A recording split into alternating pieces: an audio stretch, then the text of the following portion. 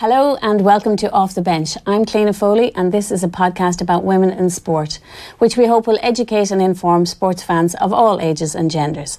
You can find all our previous episodes on iTunes or on offtheball.com.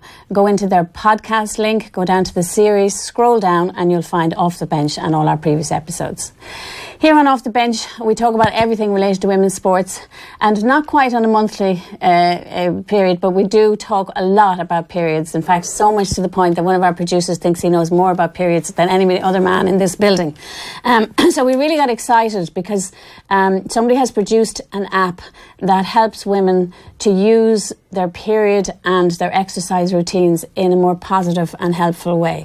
So to that end, we have three people here with us this morning who are going to help us. On my left is Breen, Wexford and originally Kerry footballer.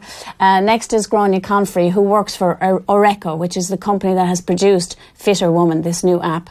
And at the end, we've got Tracey, Leonard, looking very nervous down there. Galway football star as well. Two footballers because they're using this new app, but we're going to start with you first, Grainne. Grainne, you're the product development officer for a company called Orreco, and they have produced this new app called Fitr Woman, F-I-T with an R, Woman. Yep. Tell us, what does Fitr Woman do? Well, Fitr Woman is based in sports science research, and what it does, it looks at the menstrual cycle as a whole. So it's constant fluctuations in the hormone levels throughout the whole cycle. And what we've done is linked those fluctuations and your own cycle to sports science specific physiology, so you can actually understand the changes in your body throughout. Yeah. And also we've linked it to training suggestions and nutritional suggestions to maximise your own training and get the best benefits that you can throughout the whole cycle. Right. Because as the hormones fluctuate, so does things like energy levels, strength levels, just your actual feeling of how you might handle a session better. Yeah. So we've kind of linked this together, so it's kind of linking. There's a lot of science behind it, which we'll discuss. There's a lot of science behind it. We've come across this and we've talked about periods on Off the Bench before, because there's been lots of instances, and increasingly more instances, where high performance athletes are coming out and saying, oh, I didn't perform well because of my period, you know. Yeah. Heather Watson, the English tennis player, did it. Jasmine Sawyer, the English long jumper, Jessica Judd, another athlete over there. So there are athletes coming out now and saying, I performed badly that day because I had my period, or, you know, and they're not afraid to say it. Just from a player's point of view, I wondered, have either of you, Bernie and Tracey, ever heard a player say it publicly, or have you said it privately? Has it come up for discussion? I don't think, not really. I'd be quite open about speaking about my period, but I think a lot of girls are closed about it. Yeah. It does, I suppose, affect your performance in some way, even days leading up to a big match, you know. Yeah. But I suppose players speaking more, I suppose they need more information to understand it, maybe. Yeah. And that's what the Fitr Woman app does. Yeah. Do you know, it could, I suppose, really bring together group discussions about it. You know, which would be a fantastic thing to have. Tracey, has it ever come up for discussion with you in Galway football? I think it has. I think it's just even since this app has been launched, I think it's something that has been kind of more, you can kind of hear it coming around the room a bit more, you know. There's one or two girls that are quite open about it, and it's like, it's funny in a way that, you know, a close group of friends, you kind of see that they're, you know, your periods are kind of synchronised, you know, you're kind of nearly all together. They do say that, yeah. So it's definitely, girls have become a lot more open. I know in our camp about it, and just as Bernie said, like, I think it's a massive app that, you know, even games leading up to it, especially when now is crunch time for championship and that, you know, just weeks leading up to it, you kind of know where you're at, and it kind of gives you an idea of, you know, where your period will be at, you know, the week leading into a game, and it's just even top nutritional tips to be, you know, there's different stuff that's come on there. There's a lot of stuff on it, you know, like that tart cherry juice that's come on there, you know, that looks like, you know, an amazing new tip that, you know, I would never have known about only from I'm involved in this, like. What is that? Tart cherry juice. Right, okay. That's it's a new one. Yeah. Like the old beetroot. We'll talk about that then. So already people, you find the LGFA have they given all teams access to the app? Is that what the story is, Grainne? Yeah, so we partnered up. We're lucky enough to partner with the LGFA. It's a great partnership. Ladies Gaelic Football Association. And they're just doing a phenomenal job. They're growing from strength to strength, growing from grassroots level in Ireland, growing internationally as well. So for us, it was a brilliant partnership. And what they're doing is helping us to spread the word, giving us access to players, getting some of the girls on board as ambassadors. It's fantastic. And does that mean then that everybody on the team has access to the app? Yeah, the app is Fitr Woman's free to download in both iOS and Android, so it's available there for anyone. And so you've all got it, and your teammates will have it on their phones. So let's talk about because one of the problems we have with this is like, you know, every female athlete, whether she's, you know, social or competitive, every woman has periods, and there's something that male athletes don't have. So let's talk about the science. How does it affect your body, and what does science tell us about how it may affect your body having periods while or when you're exercising? Go on. Well, it kind of depends throughout the whole cycle. So those fluctuations. So we kind of say it's not just when you're on your period; it's through the whole cycle. So Georgie's done a lot of research. So Dr. Georgie Breen, who also works with Orreco, she's a sports scientist and she works. She looks at female athletes, and her PhD was all around female athletes' menstrual cycle and effects on performance. So from her research, she found out that in the first half of your cycle, when estrogen's rising, your body will adapt better to HIIT and resistance style training, and you'll have more energy and feeling more positive and powerful. So it's a good time to focus on that to get better benefits. To do strength training. And more physical end of it, right? Yeah, and higher intensity. Higher intensity stuff, And then in the second half, which she found as well, is that your body's more primed for endurance style training. So lower intensity, longer time spent. But also, if you're doing strength in this phase as well, you will get the same benefit from just lowering the amount of reps or lowering the weight. So it's just kind of giving that little bit more of information. That's very scientific. In other words, you don't need to be lifting as heavy or lifting as much maybe and still getting the same you'll benefit. handle the session a lot better as well. So we're always trying to focus on the positive and how you can get the most out of your body at each stage as well. But also the nutrition as well. So your body switches from using carbs as main fuel source to using fats and then back to carbs. So we're just again trying to link this back to your own cycle. And does that vary in the different times of the cycle? Yeah. So when does it use carbs? First half is more carbs, right? And then second half is on to healthy fats. Wow. To fuel performance and for your body storing. So even that little bit of science already, Bernie, must help you to think about when you're training and how you're training. Oh, definitely. I think before I even downloaded the app, I never really went into detail about the whole menstrual cycle. Of course, yeah. And it was just kind of, okay, these are my period dates, that's it. Outside of that, that would have been it. Yeah. Now with the app, you have your different phases, 1, 2, 3, 4. Right. You have your training, as Grainne was saying, for your, like phase 2 would focus more on your strength and HIIT. Yeah. You know, your higher pain threshold. Yeah. You know, so like even, there's so much information on it. Right. And even like every day I'm learning something new from it, which is great, Wow. So with that side, it's brilliant, like. And there's also, science shows as well that there's a difference in our muscle laxity or in tendon laxity. Isn't there something to do with that as well? Yeah, so again, when estrogen starts to rise, joint laxity increases. So there is a good bit of research out there specifically on female athletes where the prevalence of ACL type injuries, ligaments, is a lot higher in female. And in the phase 2 particularly, in the menstrual cycle, so just right before ovulation when estrogen comes up to a peak, that's when the prevalence of those types of injuries are higher as well. Does science tell us that? Yeah. And that's because there's a laxity, is it a laxity in your muscles or in your joints at that point? It's in your, so ligament laxity is actually ligament higher. laxity, right. And this is really relevant to you, Tracey. Yeah, really relevant. Tell us why. It's since this app came out, I said I wish I was only a few years younger, like to nosing back before I did my cruciate. When did you do the cruciate? 2016.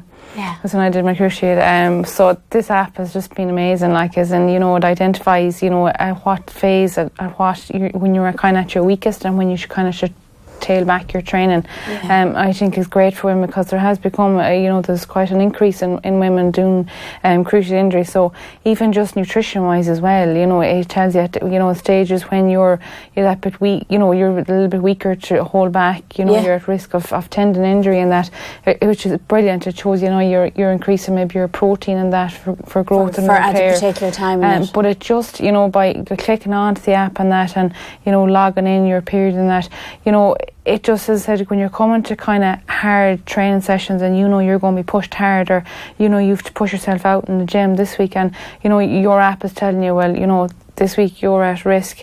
It's great to be able to kind of tailor your training in that sense, and have a scientific reason for it. Be able to say, there's a reason I shouldn't be doing that this week. Definitely, because it hadn't been there. When I first started out playing sport and that, and strength and conditioning, I suppose, has become such a big part now. Such a massive part, and a massive part of your inter-county work as well. Definitely, this is just something that has added another little touch to it again, which I think is going to be massive in hopefully the prevention of injuries in particular. Well, the prevention of injuries is a key one, and we know that cruciate injury rates are higher in women than men, which is an extraordinary thing, and people have now only in the last 10 years probably have started to realise that the prevalence of cruciate is very big.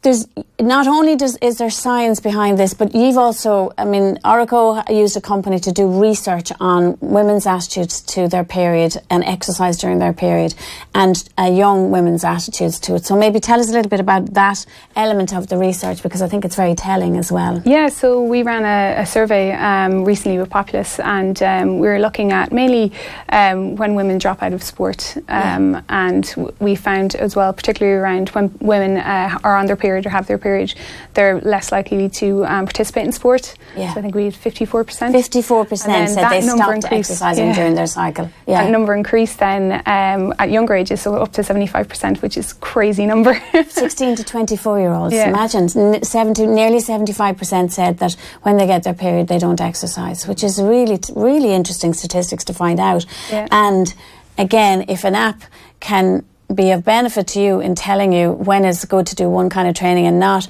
and you learn to adapt your training to it, that's a brilliant thing to have. Yeah, that's what we always want to focus on. So we never want to say don't do any training. We always want to say do training. Here's how you can slightly adapt. So things around ligament laxity, if it's more lax, we're saying, okay, if you're doing a high session today or hard session, you want to extend your warm up and you want to really focus on a nice long warm down.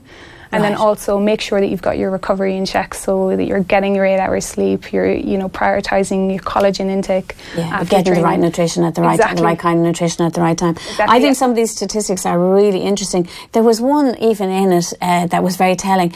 That you found 21% of women actually take time off work when they have their period.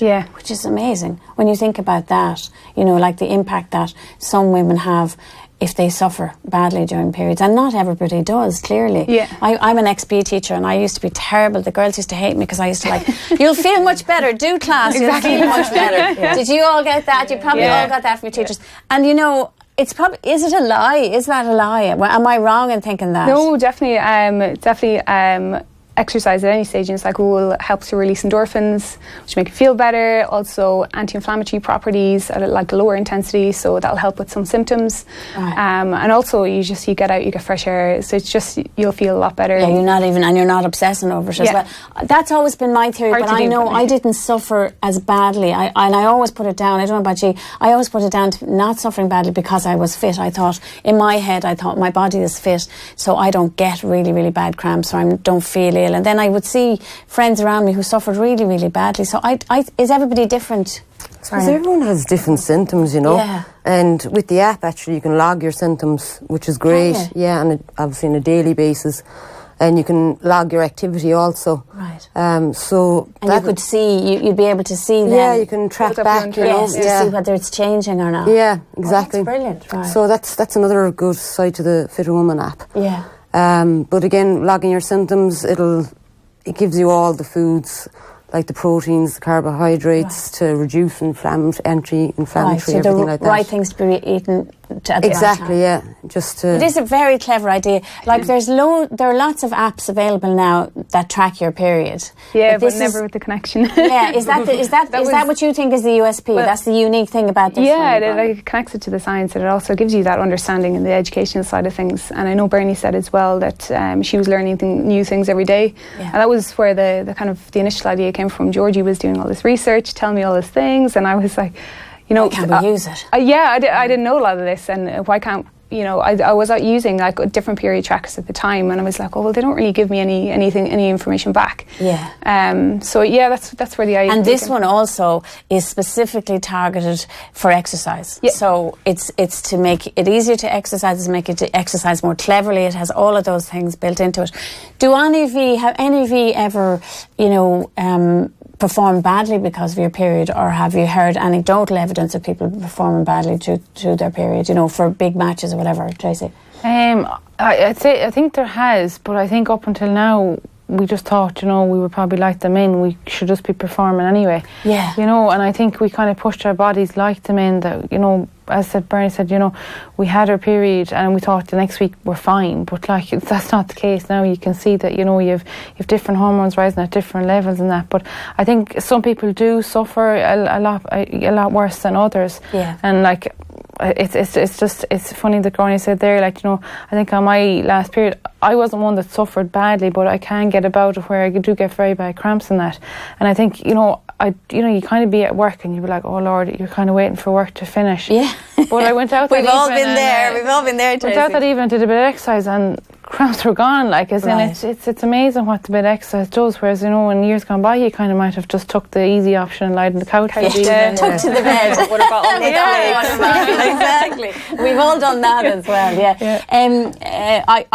I'm thinking, and I know I've heard anecdotally players tell you that there have been situations where somebody's had to come off in a big game because they're suffering so badly. Is that the case? Yeah, definitely. A lot of our elite athletes as well, they can literally know the day of their whole cycle where they're probably going to not feel as well. They're going to have heavy legs.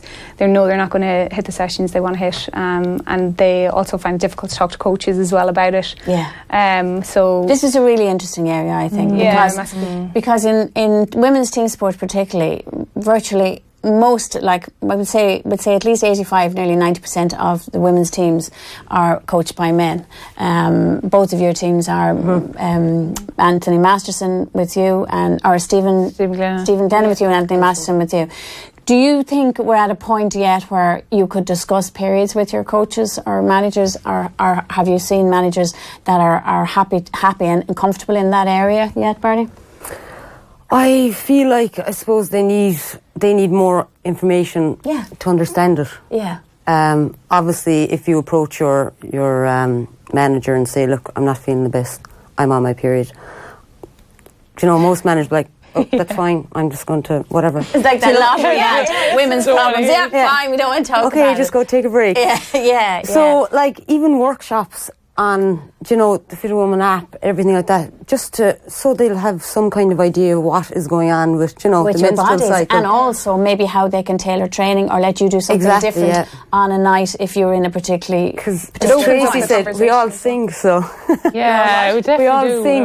The whole team will sing together. So. Really? Do you find that? Yeah, the energy levels all go down. Yeah, it's interesting, isn't it? I think younger, it's funny, I'm older than ye, and we probably had 52 euphemisms for what periods are. We all had different names, and the curse was always the big one, do you know what I mean?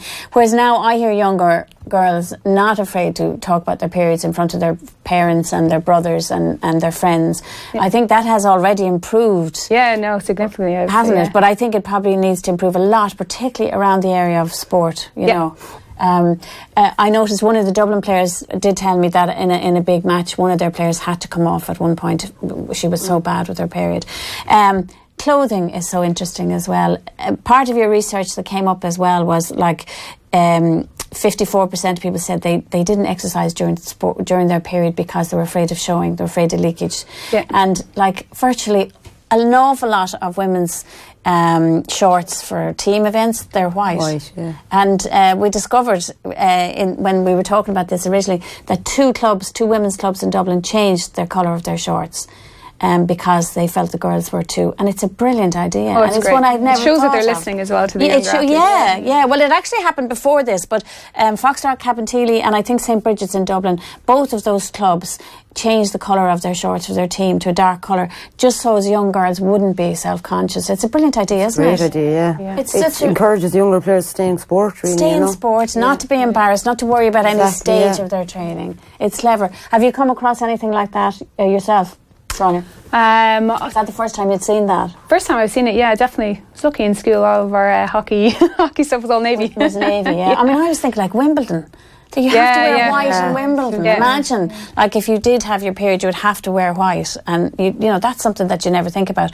Professional athletes sometimes use medical interventions, don't they, Grainne, to change their cycle so that it doesn't concur with the big championship. Yeah, they do look ahead and try to plan around it. So again, that's something that we want to kind of help support. So you're working with your cycle rather than against it. Yeah. I know. Female athletes. Some female athletes take the pill to change their period cycle so that it doesn't occur at a championship. But that's a very kind of an invasive thing, really. Yeah, isn't quite it? invasive, and you're like blunting the kind of hormone fluctuations. So you just kind of, you're adjusting your hormones unnaturally as well, which mightn't suit people. So you think this will help conversations more, Bernie? Oh, definitely. I suppose if a team has the app, you know, they'll be kind of back and forth to each other about, you know, the information on it, even if they need help with it. Yeah. And that'll kind of encourage to talk more about it. Yeah. And even, I suppose, focusing on the younger girls, I think it would be great for them to download it and have a group discussion. Having group discussions, I think, means too also that the older players can give the benefit of their wisdom sometimes to younger players as well, can't they? Yeah. Oh, totally, yeah. And their experience through, you know, it's not a bad thing to have your period, you know. You can still... Exactly, yeah. And that's a big part of your idea for the app, isn't it, Grainne? Yeah. That we don't have to view our period as something like the curse, something terribly negative. That are there points in your period where it's better to be exercising, or, you know, there's a benefit to be got from it? Yeah, all through. All through it. Really? Yeah, so we again, it's kind of like we want to be able to work with the cycle and provide those tips that are going to help you maximise your training. But just like Bernie was saying there about educating coaches, some of the feedback that we've gotten so far, and we've worked with teams, is coaches are actually coming over and asking what can they do, how can they help, how can they talk to their athletes. So it's one of the areas that we're currently exploring now. We're going to work a lot more closely with coaches in the LGFA, and then also we are developing out an online system for coaches. Great. That'll give them access to the education, the tools, the resources they need, and they'll be able to check in with their athletes and hopefully adapt their training to help their athletes as well. So it's again kind of broaching the whole subject, opening the conversation and making everybody be comfortable and educated about it. Exactly. And Tracey, I remember you said to me you had come back from the cruises by the time this app came out. Yeah, I was back. Yeah, I was back the summer of 2016. Right. So I was back quite a while, but you're one of the first people to get to use it, though. I think. Yeah, really it was very interesting. Like, and as Breen said, you're completely finding new ideas that you've never known before, and just different nutrition tips. I think was one, like, because I kind of be one that I've been eating the same food, dinner. That's no longer, you have to, with particularly red meat. I wasn't one that used to eat red meat at all, and like looking from the app and that, in particular times maybe of when you're going through your period, your proteins. You need that bit of red meat because you are losing a bit of your your iron stores and that like that. So even just spinach and stuff like that, it's high in iron that you just add into your diet or whatever. And what's the sour cherry thing? I've never heard the sour cherry thing. Oh, tart cherry juice. Yeah, it's a drink that's been launched now in health food shops that just aids recovery. So really? it's great for after training, sleep as well. Yeah, so it's one of the things that we when we're working with some of the elite athletes, it's one of the things that we're trying to say, like, incorporate this into your daily diet, or like before bed it's great to take, because it's just a concentrated tart cherry juice, but it's full of antioxidants, full of melatonin, which helps with sleep. So it was just one of the things that we wanted to talk about in the app, and just again, it's getting a bit more information out there and a bit more understanding. Getting more science out there, because beetroot is the one. The benefits of beetroot for endurance athletes is fascinating already. Yeah. So there's one I'd never heard of now. Tart cherry. I'm going to check out tart cherry. I mean, it is really interesting because one of the fascinating facts is, like, Paula Radcliffe broke the world marathon record on the first day of her period. The first time she broke it.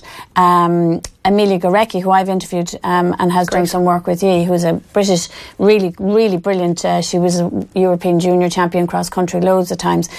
She told me that she was going to the World the World Junior 3,000 metre final, and she was packing her bag to get on the bus to go to the stadium, and she got her period, and she thought, oh no, and she had her best race. She ran a PB and won bronze medal. She didn't expect it at all.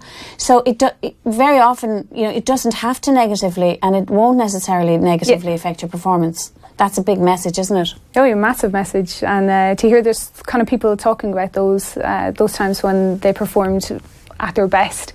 And that's what I was saying about athletes as well, is often they pinpoint the day and they're like, I performed brilliantly on that day, but if it was the day before, not a chance I would dip down. So it's always trying to make sure that they're getting the best kind of output from their performance. From the performance, yeah. You're using it now. You're actually using it. Is it easy to use, Bernie? Oh, completely easy to use. Yeah. It's said you're just logging into it. It'll tell you your different phases, which phase you're on, your menstrual cycle right now. Yeah. And below it then it'll tell you your nutrition and your training tips for it. Right. And it'll give you a list of recipes. Oh, brilliant. And tailored for each phase. Yes, exactly. Tailored for the phase. Yeah. And lovely treats. Mango and coconut, is it? Oh, yeah, they're great. Really? So it's that tailored and it's that simple. And do you find it easy to use, Tracey? Very easy to use. It's very self-explanatory. Like, you log in the first day of your period in that, and then, as Bernie said, you go down along and you can swipe over then for your training tips, as in, what stage you can push out your training, and as nutrition, and then it goes on about your hormones and that, where your hormones are at. Where they are. I think it's even great for just going into a dressing room, because you're kind of a bit more aware of, girls are going through different phases at different stages, and not every girl can be peaking every even, and that, sometimes you might think, well, what's wrong with that girl over there? Yeah. Why isn't she pulling her weight tonight? It's just to create a bit more awareness that, you kind of stop and think, well, she could be going through the time of the month for her or whatever. So I think it's fantastic. Easy. Like, I'm way older than you, and like, even tracking your period, we'd be guessing half the time. Like, you really wouldn't know. Then you had apps where you could track it, but now this is really just as a huge development.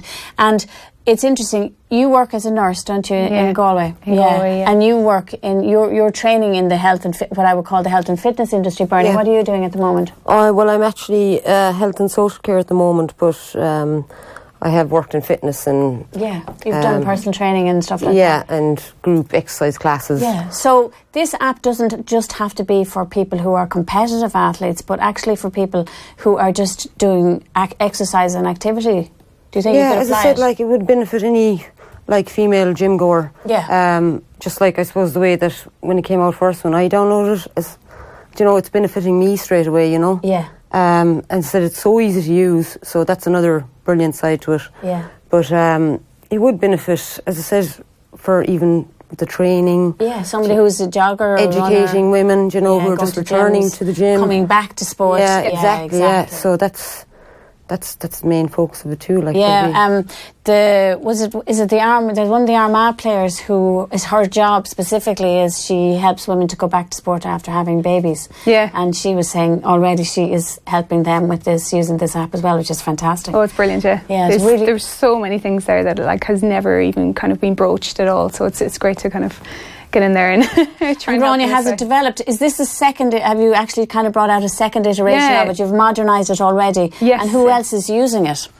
We've got our great ambassadors. Ireland, obviously, all of the ladies football are all using it. And we've just announced a partnership with US Swimming as well. Really? Yeah, so it's a fantastic to get that, and we've got a lot of our just the athletes that we work with in general be using it.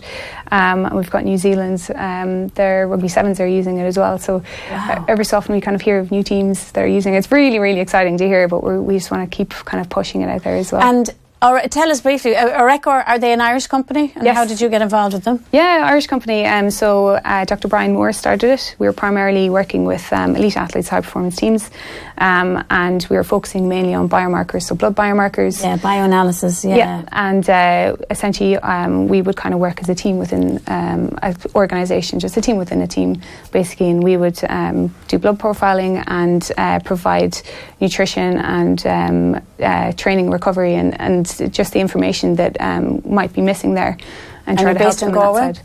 We were originally based in Sligo. Which is where you're from. Where I'm from. So we're based there, and we've recently moved to Galway, and we've kind of expanded our product team as well to kind of,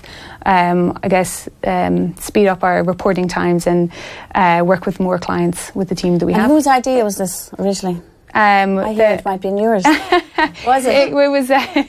Well, I've kind of just, I guess, married the science and the product side. So yeah. I work with a great product team now back in Galway, and Georgie, as she was doing her research, we'd be over and back on the phone, just working on different projects and stuff. Georgie Broomfield, and she's based in London. She's based in London, yeah. So she again, like, telling me all this information that I didn't know, and I just kind of could see this app, or like it's just a really simple app that combined the two. Yeah. I can't remember, I was out for a run, and I just, you know, when you're on a run and it's long run, you're dreaming up these ideas. This is where we're all going to become millionaires, and when we're out running, we're thinking of all the things we can do. Yeah, exactly. And I came back, and it was a Friday, and it was late, and I was like, oh, I better just ring her. And I was like, I probably shouldn't, because I was going on holiday like the week after, and I was like, Georgie, don't get too excited, but I have an idea. And the next week we kind of worked toward, we like created a little business plan and came up with some initial mock-ups, and worked with our CEO at the time, Fiona Slevin, who really helped us kind of improve that and define it a bit more. And then we pitched it to Brian at Orreco and Fiona as well, and they gave us a small budget to start with. So that was the version 1 back in 2017. We announced that, and then this is a newer version of it now. The newer version, yes. We got great feedback from it. Got like a big, nice little impact on it as well, on the marketing side of things. So that was fantastic. We came back and we were like, right, we can improve this. We can make it so much better, more personalised. Yeah. We can allow users to start tracking their own cycles, tracking their own symptoms. So that's what you're doing now, because as everybody said, that the interface for it is so easy to use. And Orreco, Sonia O'Sullivan originally worked with. She was one of the first athletes to work with Orreco, because they used to monitor her bloods and give her all the information from her blood. So that's where they first started working. And obviously it's amazing to see how you can use science with elite athletes and then spread it to use it for everybody's benefit now. It seems to me to be a great idea. There's a great woman that we've had on this show a few times, Anna Kessel. She's written a great book, if you've never read it, anybody listening, called Eat, Sweat, Play, and about women in sport and why more women don't get involved in sport. She's a professional sports writer now in England, and we've had her on the show.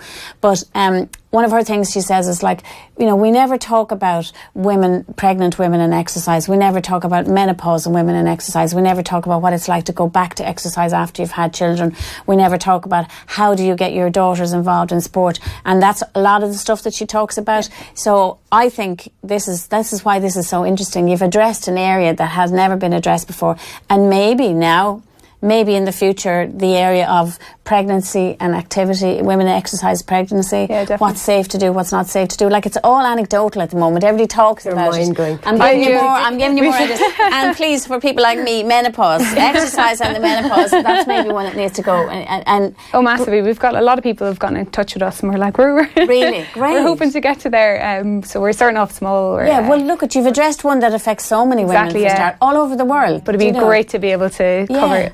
Well, to use the science, because it said our bodies are different than men's. You know, and I mean, you're working you probably know that from working in the areas that you've already worked in. I mean, even in the attitudes and also in their terms of their physiology, you wouldn't be training men the way you would train women, or would you? No, I suppose not really in the same sense. No, like I suppose women aim for more.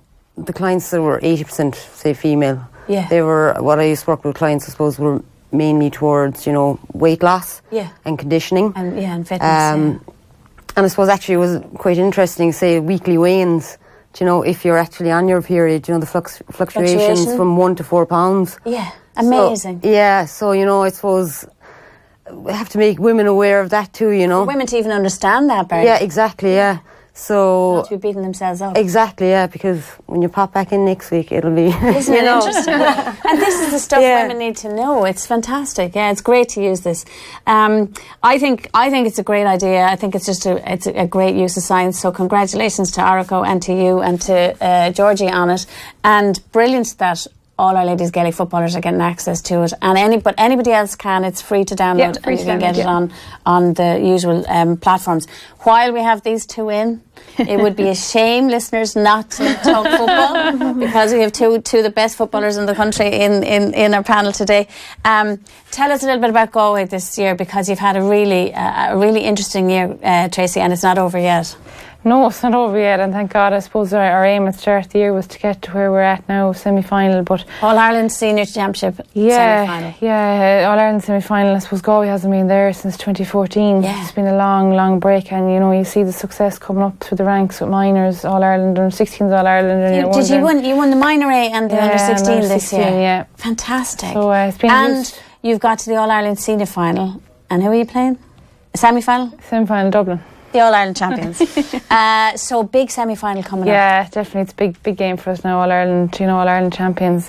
You've played them already this year? We've played them twice already this year. Bet them once in the group stages, and they bet us in the semi-final. Only by a point? Only by a point, yeah. But it'll be a total different ball game on Saturday. It's... the stakes are higher, I suppose, and it's knockout from here. Fantastic.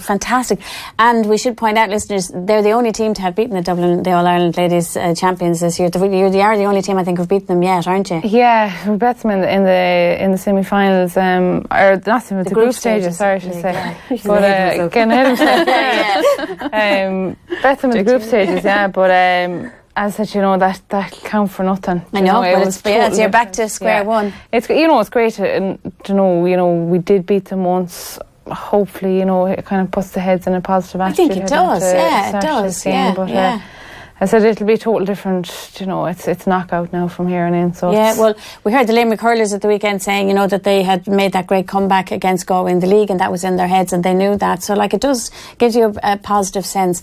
Bernie, you have a really interesting Gaelic football background, because you're originally from Kerry. The Kingdom, yeah. The home of football. Yeah. And played for Kerry, starred for Kerry for so many years. And then you moved to Wexford in the last few years, and you played for Wexford. Yeah, I think I'm up in Wexford now nearly 2 years in September.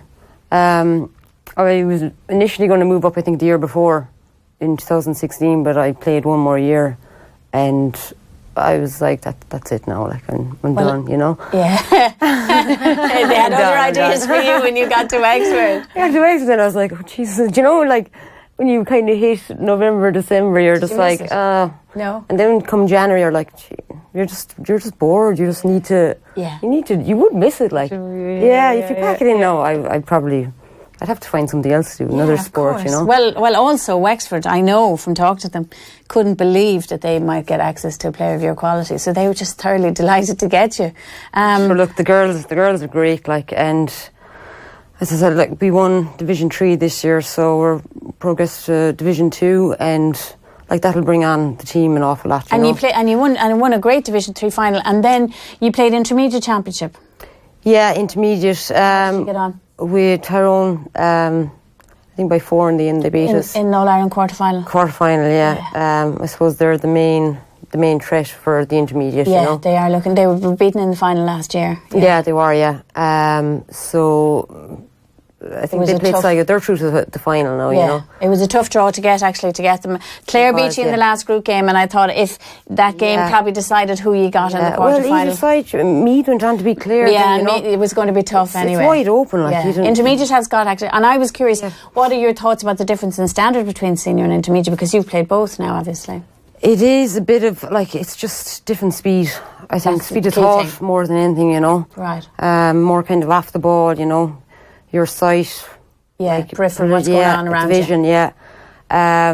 It's just, it's definitely quicker, Yeah. Fitness levels are the same, obviously, but saying that, going up to Division 2, that'll bring on the team an awful amount. And, because you're playing senior teams up there. Yeah, we've seen that with teams like Westmeath and Cavan and Tip. They've all pushed on once they got up to Division 2. So next year you're going to be up Division 2. So All-Ireland quarter-final disappointment obviously this year, but you're moving forward, and I'm curious, exactly, we can't ask her to preview the All-Ireland senior semi-finals. They're on, I can't say anything about they're on this weekend, and it's a treble header, and people may hear this after they've been over, but there is a treble header. The Tyrone are already in the division, the intermediate final. Yeah.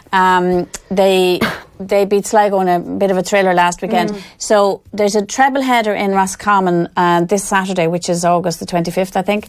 And Meath Roscommon is the intermediate semi-final, and then Cork versus Donegal and Dublin versus Galway in the two senior semi-finals. Do you have, if you looked at it from an outsider, what would you think? Meath Roscommon. Do you know? I don't think we've met Roscommon since the league. I don't know where they're at right now. Yeah, and you never know when things change. Meath are kind of, they can be hot and cold. Yeah, and they've had some brilliant club success as well. Like they beat Clare. Yeah. So that one's hard to call. They might progress. You can't knock Roscommon, like, you know. Yeah. I think it'll be a close one. And the two seniors, are they very tight? Yes. The game, I'd say Galway and Dublin now, that'll be tight. Yeah. That'll be a tight game. Dublin are league champions. People have been regarding them as, unbeatable really this year. But I think you can't ever regard anybody as unbeatable. No, and it's on the day too, you know. Yeah. It's not really luck, I suppose. It's hard work. Donegal have been coming. And again, though, Cork have been impressive again this year. You just Cork, never know. I think, could push on to, I think. Yeah, they're not the series. They've never gone away. Yeah, they won. I think they'll progress on Saturday. Do you? Yeah, right. And I think they have a fair shot of winning the All-Ireland. Right, interesting. Okay, so really busy, big day for you, and not just for you, but for your family. Tracey, tell us why. Sisters playing as well?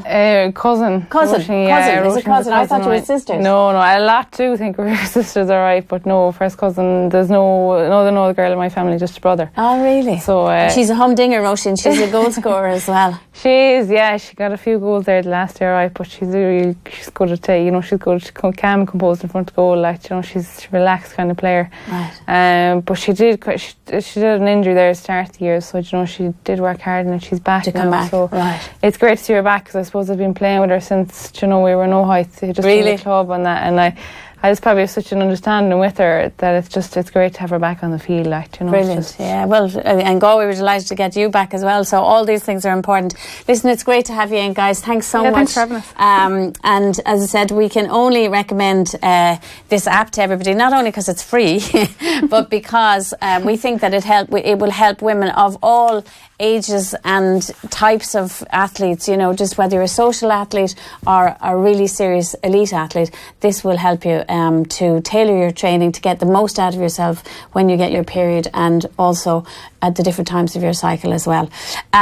All of our previous episodes, as I said, are on iTunes, and also if you go to offtheball.com, go into their podcast section, scroll down, find Off the Bench, you can find all of our previous episodes. Our second last one, we had 3 members of the Irish women's hockey team in here before they went off and got to the World Cup final, so we like to think that we're helping to get the names out there. Thanks again so much to our guests, Grainne Conefrey in the middle, Breen and Tracey, Leonard, and thanks to Tommy outside and Pat as well for producing. Until the next time, folks, enjoy your sport and take care. Hey, hope you enjoyed that latest offering from Off the Ball. If you want to subscribe, and you should, check out just up here. All our latest stuff is just down here. Generally, knock yourself out.